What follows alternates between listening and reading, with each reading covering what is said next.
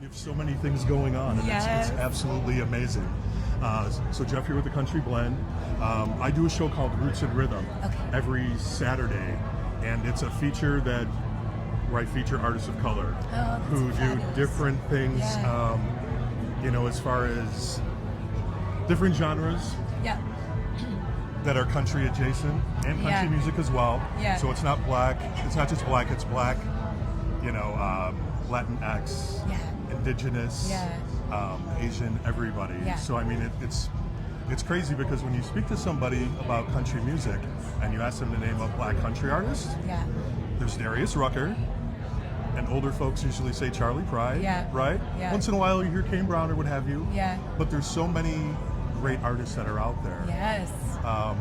So maybe you can talk about some of your favorite artists that maybe fall in who identify as country. Brittany Spencer, Mickey Guyton, the Shandellas, Chappelle Hart, Amethyst Kia rides the line between country music and Americana. Absolutely. Rihanna Giddens rides that line as well. There are just so many. Reese Palmer, everybody should just go follow Reese Palmer and Color Me Country right now. Reese's a big reason I do exactly what I do. Your kindred spirits, but she's not just a curator, she's also an amazing artist. Valerie Ponzio, Julie Williams, who's just brilliant, up and coming, one of the stars of the Black Opry. Kashana, who is here today, just stunning.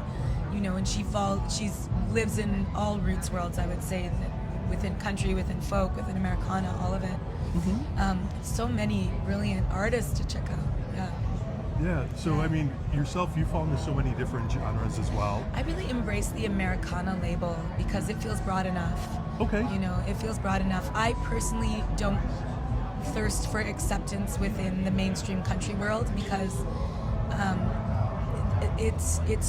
they're just very entrenched in a kind of with mainstream I'm talking about, in a kind of a whitewashing and misogyny that I'm just not down with, and I'd rather build another table myself, but I have great respect for artists like Mickey Guyton, like Brittany Spencer, who are really like trying to transform that world from the inside, and I wish them all the power and support them in every way. But I really, really feel proud of the work that the All Americana family is doing to self-examine, to open the doors wider, to acknowledge foundational African diaspora roots of every genre of American song, which is just the truth, and foundational indigenous roots, of course, too. So, I'm excited about the work that's happening in the Americana community, and so I identify more that way.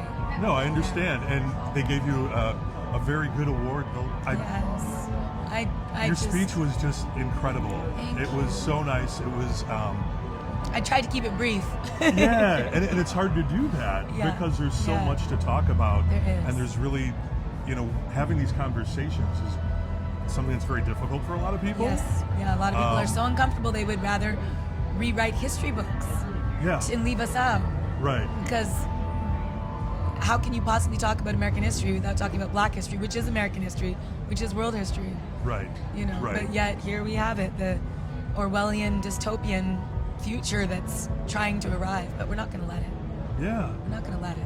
No, I mean, I've been following your music for quite some time here. All your different projects that you do, and just fitting in the Americana realm. I guess I kind of. I hate putting classifications and categories on music altogether, right? There's good and there's bad music.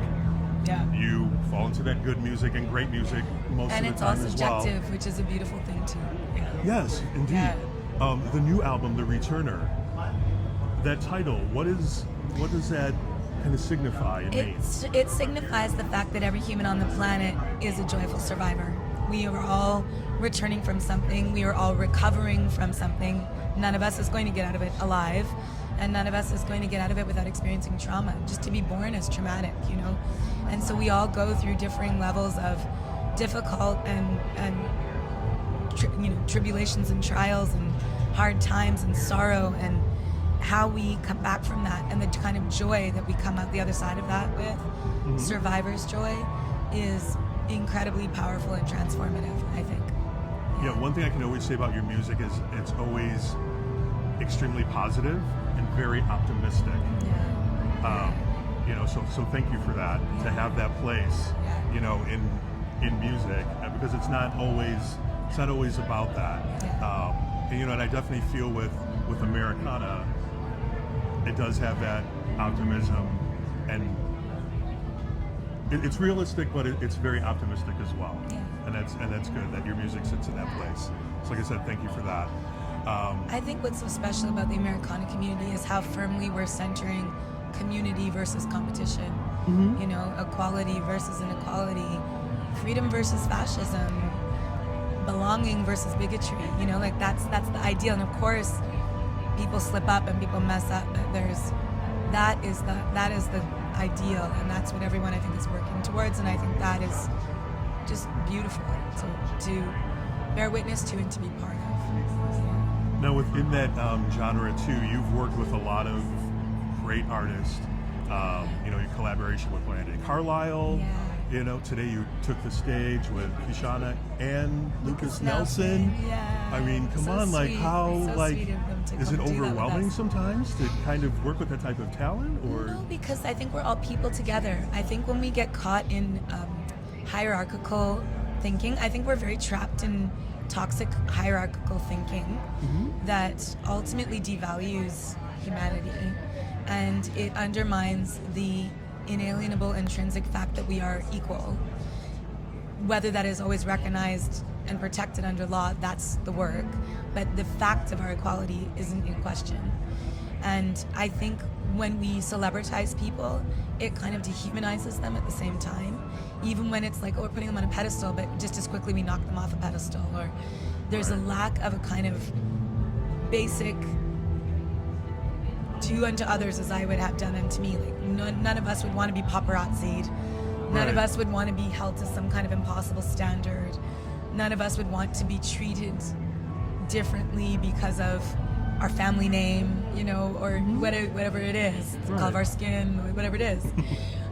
So I think, in a way, that helps me in situations where I get to meet some of my heroes, because certainly sometimes there's moments of, oh my gosh, I can't believe I'm on stage with Willie Nelson. I can't believe I'm singing with Nora Jones. And I can't believe I'm singing with Joni Mitchell. I can't believe I'm singing with Annie Lennox. There's those moments where you could fall into the mistake of celebritizing someone and dehumanizing them. But in each case, I've been so lucky in meeting my heroes that they very quickly reveal themselves to be completely 100% human and relatable and feel like kindred spirits, So the deep respect, of course, remains for people whose oeuvre has informed.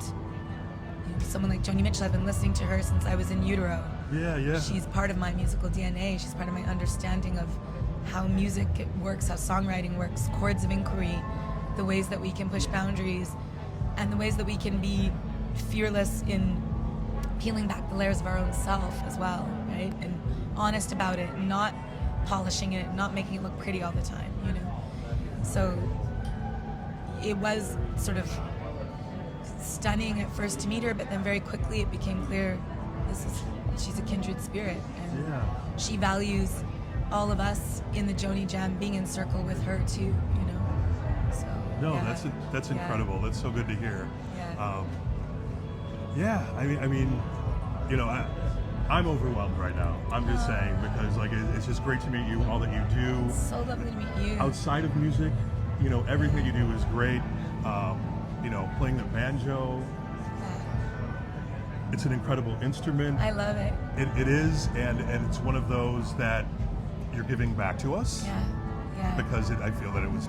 And I didn't know. Away. I didn't know either that it was ours to begin with. I love the banjo initially because of Kermit the Frog. Really? I had no idea.